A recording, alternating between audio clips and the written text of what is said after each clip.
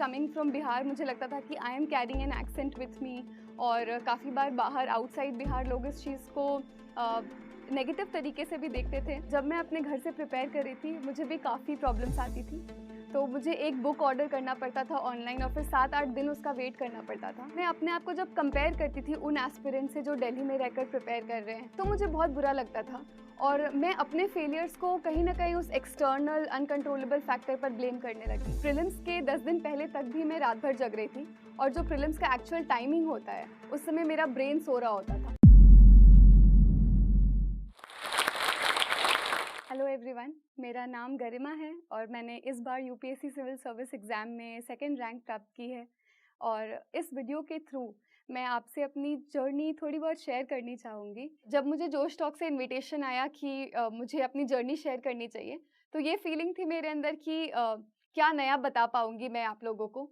तो मुझे भी काफ़ी इंस्पिरेशन मिली थी बाकी लोगों की जर्नी से, जो उन्हें उस समय लगा होगा कि वो अपनी जर्नी के थ्रू किसी को इंस्पायर तो नहीं कर पा रहे, बट यू नेवर नो, आप अपने लाइफ के कौन से इंसिडेंट से किसी एक भी इंसान को अफेक्ट कर पाओ, इंस्पायर कर पाओ।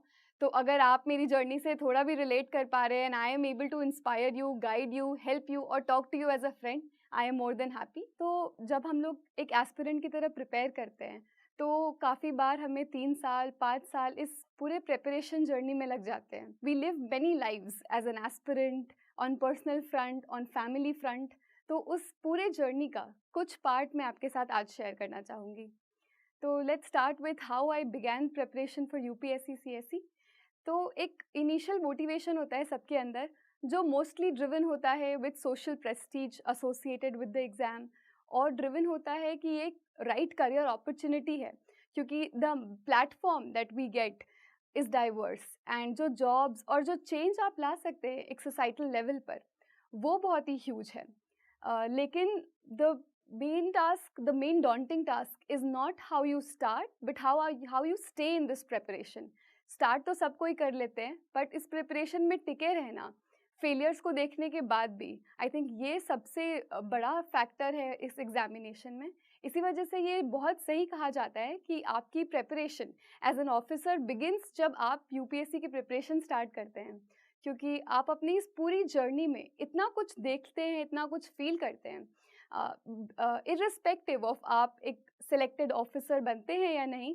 आई थिंक ये exam changes you a lot, gives you new perspectives in life, और कुछ ना कुछ करके यूपीएससी आपकी लाइफ बदल देता है। तो अब बात करती हूँ मैं अपने पर्सनल जर्नी की। तो मैंने एक बहुत ही छोटे शहर से प्रिपरेशन की है। I stayed in Buxar district of Bihar, और मैंने अपनी स्कूलिंग वहीं से की 10th तक। फिर 11th एंड 12th के लिए मैं बनारस एक हॉस्टल में रही, एंड देन मैंने अपना graduation Kirori Mal college university of Delhi से किया।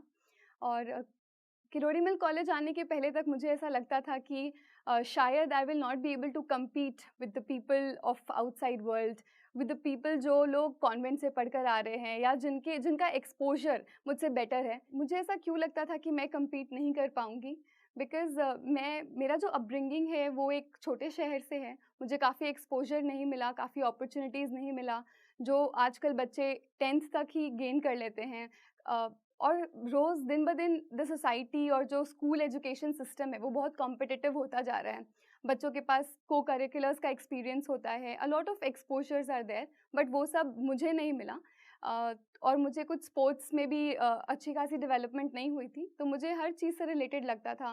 प्लस कमिंग फ्रॉम बिहार मुझे लगता था कि I am carrying an accent with me, और काफ़ी बार बाहर आउटसाइड बिहार लोग इस चीज़ को नेगेटिव तरीके से भी देखते थे। बट धीरे धीरे समझ में आने लगा कि इवन पीपल जो बिहार से आए हैं या फिर कोई भी छोटे शहर से आए हैं, they are doing good in life, और वो मेरे धीरे धीरे अच्छे फ्रेंड्स बनते गए।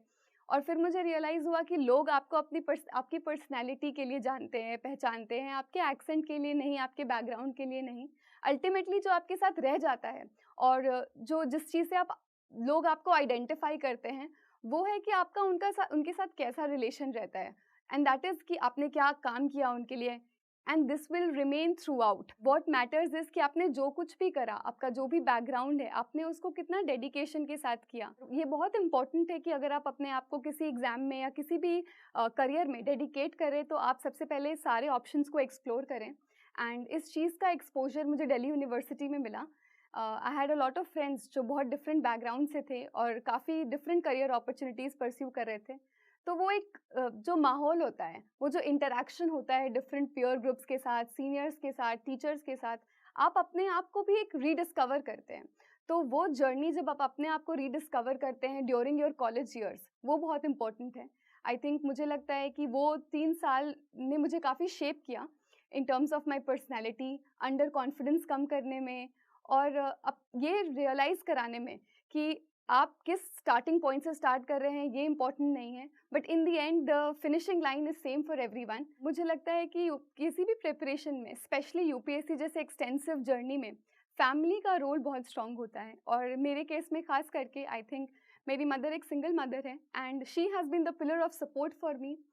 मेरी जो एल्डर सिस्टर है, शी सैक्रिफाइस्ड अ लॉट। उन्होंने काफ़ी अर्ली एज में जॉब पिकअप किया so that we could get our education and सभी ने काफ़ी हेल्प किया है। तो आई थिंक मैं अपनी इस पूरी जर्नी का क्रेडिट अपनी फैमिली को देती हूँ। 2020 में कोविड के दौरान मैंने सोचा कि मुझे सिविल सर्विसेज की प्रिपरेशन स्टार्ट करनी चाहिए। जब मैंने प्रिपरेशन स्टार्ट की तो सबसे इम्पॉर्टेंट चीज़ होता है मोटिवेशन, कि मैं प्रिपरेशन स्टार्ट क्यों कर रहा हूँ। अगर आपका मोटिवेशन फैक्टर बहुत स्ट्रांग है and it is your inner desire, तो आई थिंक आप कभी ट्रैक लूज़ नहीं करेंगे।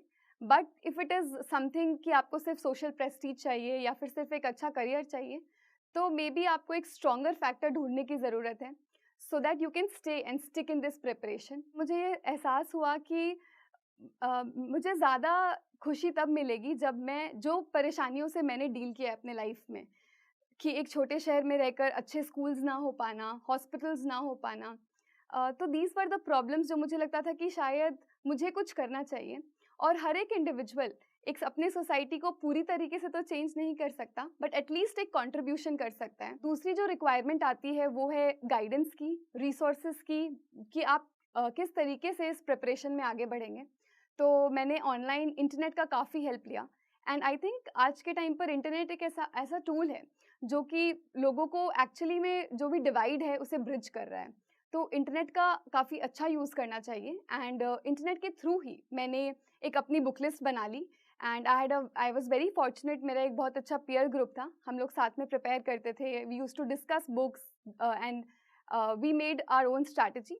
उसके बाद जब मैंने इनिशियली प्रिपरेशन स्टार्ट की तो एज़ यूजुअल काफ़ी गलतियाँ की, जो कि जिसका रिजल्ट था कि फर्स्ट अटेम्प्ट में I could not clear. But धीरे धीरे दिस प्रिपरेशन इज़ अबाउट आप अपनी गलतियों से कैसे सीखते हैं। अल्टीमेटली ये प्रिपरेशन आपकी लाइफ का एक माइक्रोस्कोप है कि आप जितनी गलतियां लाइफ में करते हैं आप इस 3 साल 4 साल की प्रिपरेशन में कर लेते हैं। तो अच्छा मौका होता है अपने आप से सीखने का, अपने फ्रेंड्स के एक्सपीरियंस से सीखने का। तो सीखते सीखते अल्टीमेटली समझ में आया कि एक लिमिटेड रिसोर्सेज की बुक लिस्ट इम्पॉर्टेंट है और न्यूज़पेपर्स पढ़ना बहुत इम्पॉर्टेंट है। Talking about adversity in this examination, तो बहुत सारी कठिनाई आती है हर एस्पिरेंट को प्रिपेयर करने में। और जब मैं अपने घर से प्रिपेयर कर रही थी मुझे भी काफ़ी प्रॉब्लम्स आती थी। तो मुझे एक बुक ऑर्डर करना पड़ता था ऑनलाइन और फिर 7-8 दिन उसका वेट करना पड़ता था। और मैं अपने आप को जब कंपेयर करती थी उन एस्पिरेंट से जो दिल्ली में रहकर प्रिपेयर कर रहे हैं, जो एक न्यूक्लियर फैमिली में रहकर प्रिपेयर कर रहे हैं, तो उन्हें कोई डिस्टर्बेंस नहीं है, उनके पास एक सेपरेट रूम है, ऑल द फैसिलिटीज़ हैं। तो मुझे बहुत बुरा लगता था और मैं अपने फेलियर्स को कहीं न कहीं उस एक्सटर्नल अनकंट्रोलेबल फैक्टर पर ब्लेम करने लगी। बट फिर धीरे-धीरे मुझे रियलाइज़ हुआ कि तुलना करने की कोई सीमा नहीं है और अगर मुझे कंपेयर करना है तो मुझे उन एस्पिरेंट से कंपेयर करना चाहिए जो एक छोटे से रूम में रहकर जॉब कर खुद से अपने फाइनेंशियल रिसोर्सेज को कलेक्ट करके भी इस प्रिपरेशन को कर रहे हैं और क्रैक भी कर रहे हैं। तो whenever you have to compare yourself either with people who are facing more adversity than you or compare yourself only with a prior version of yourself। मैंने घर पर रहकर पढ़ाई की तो काफ़ी लोगों का ये क्वेश्चन होता है कि घर पर रहकर आप टाइम कैसे मैनेज कर सकते हो। तो घर पर रहकर पढ़ने का सबसे बड़ा चैलेंज होता है डिसिप्लिन, क्योंकि आपकी कोई क्लासेस नहीं चल रही होती है, तो कोई एक्सटर्नल प्रेशर नहीं होता है कि आपको इस पर्टिकुलर टाइम पर पढ़ना है। तो अपना खुद का एक स्केड्यूल बनाकर पढ़ना बिकम्स वेरी इंपॉर्टेंट। तो इसके लिए मैं अपने घर के माहौल को पहले थोड़ा देखा, समझा कि दिन में काफ़ी डिस्ट्रैक्शंस हो जाते थे, काफ़ी शोर होता था। तो मैंने इनिशियली जब मैं सिर्फ प्रिपरेशन कर रही थी तो मैंने रात में जगना स्टार्ट किया और रात में जगती, रात में प्रिपेयर करती। लेकिन फिर यही गलती की मैंने अपने फर्स्ट अटेम्प्ट में कि प्रीलिम्स के 10 दिन पहले तक भी मैं रात भर जग रही थी और जो प्रीलिम्स का एक्चुअल टाइमिंग होता है, उस समय मेरा ब्रेन सो रहा होता था एंड उस दिन भी यही हुआ, my brain could not function at full capacity. और मुझे लगता है कि ये सारी गलती जो मैंने सेकेंड अटेम्प्ट में सुधारी, कि मैंने एग्ज़ाम के 1 महीने पहले अपना स्लीप शेड्यूल चेंज किया, तो ये सब छोटे छोटे differences makes the big difference in life. दूसरी चीज़ है कि घर पर रहने की वजह से मेरा कोई टाइम वेस्ट नहीं होता था। आई थिंक मैं सफिशेंटली पढ़ने के लिए टाइम निकाल लेती थी, और उसके बाद मेरे पास कुछ सीरीज़ देखने के लिए या फ्रेंड्स से बात करने के लिए, सब चीज़ों के लिए टाइम बच जाता था। इनफैक्ट मैं शाम में कभी बाहर जाकर कुछ खा लिया करती थी। So I use to have those sufficient time, जो मुझे लगता है कि अगर मैं कहीं और बाहर रहकर प्रिपेयर करती तो वो अननेसेसरी टास्क्स में निकल जाते हैं। तो अगर आपके पास लग्जरी है घर पे रहकर पढ़ने की, तो I think that should be your first option. और उसमें चैलेंजेस आएंगे, जैसे कि चैलेंज आएगा कि आपको हर समय वो फियर ऑफ मिसिंग आउट होगा कि मैं किसी न्यू रिसोर्स को तो नहीं मिस कर रहा, मैंने तो इस बेस्ट टीचर से नहीं पढ़ा। But there is no one way of cracking this exam. ये कोई एक वन गोल्डन रूल नहीं है, सबकी अलग अलग स्ट्रैटेजी है। आप जितने भी टॉपर्स को देखेंगे, सब ने कुछ अलग रिसोर्सेज यूज़ किए हैं, अलग बैकग्राउंड से आते हैं।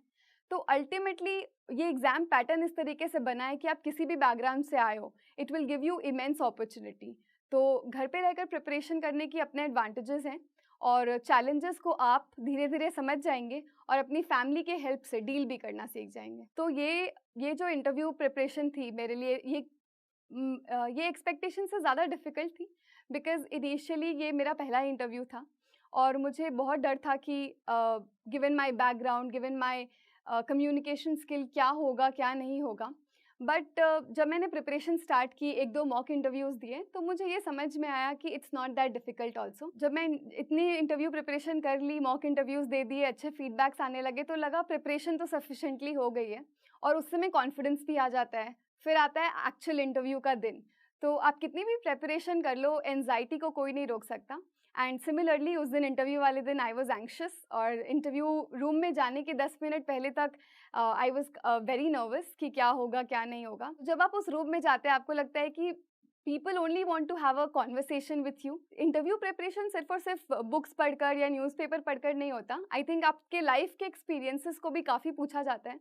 तो मुझसे एक क्वेश्चन पूछा गया था कि आप 3 साल कॉलेज के दौरान दिल्ली में रही हैं, तो आपने कभी दिल्ली हाट घूमा है या नहीं? और अगर घूमा है तो आपको क्या लगता है कि उसका क्या सिग्निफिकेंस है? तो मैंने उन्हें बताया कि मुझे लगता है कि हमारा जो सोसाइटी है, इंडियन सोसाइटी, वो इतना मल्टीकल्चरल है, और दिल्ली हाट उसको रिप्रेजेंट करता है। वो एक प्लेटफॉर्म देता है हमारे हैंडीक्राफ्ट्समैन को, आर्टिजन्स को, अपना कल्चर, डिफरेंट डिफरेंट स्टेट्स का कल्चर रिप्रेजेंट करने का। तो एक प्लेटफॉर्म है जहाँ पर आप इंडिया के डिफरेंट स्टेट्स को समझ सकते हैं, वहाँ की क्यूजीन, हैंडीक्राफ्ट्स एंड वहाँ के फेस्टिवल्स को सेलिब्रेट कर सकते हैं।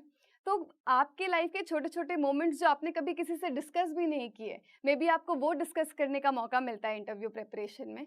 तो it's a holistic preparation, apart from आपने क्या पढ़ा, आपका क्या बैकग्राउंड है, छोटे छोटे इंसिडेंट्स लाइफ के, आपकी क्या स्ट्रेंथ है, क्या वीकनेस है, और इवन आपकी क्या ओपिनियंस है, वो उनके लिए ज़्यादा मैटर करते हैं। अब अगर बात करूँ अपने आप से एक्सपेक्टेशंस ऑफ रिजल्ट की, जब आप उस रूम से बाहर निकलते हैं, उस रूम से बाहर निकलते समय आई हैड अ फीलिंग कि नहीं, सब कुछ पॉजिटिव गया है।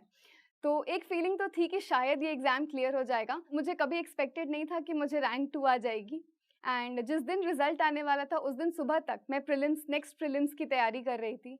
तो ये बात है कि कोई कितना भी बड़ा टॉपर हो, दिस इज़ अनएक्सपेक्टेड, और आप सिर्फ मेहनत कर सकते हैं, और एक फैक्टर ऑफ लक इस एग्जामिनेशन में ज़रूर है, वो आपके कंट्रोल के बाहर है। तो आई थिंक जितना चीज़ आपके कंट्रोल में है, वो आपको कर लेना चाहिए। अपने ईमानदारी से और हार्डवर्क से अपना पार्ट कर दिया, so then leave it on whoever you believe, on God, and उसके बाद बस वेट करें कि आपकी मेहनत ज़रूर रिवॉर्ड होगी इस examination. With this I would like to end my talk, and before ending there is a message by UPSC Josh Talk team. I would like you to watch it, and maybe it will be helpful for your prep.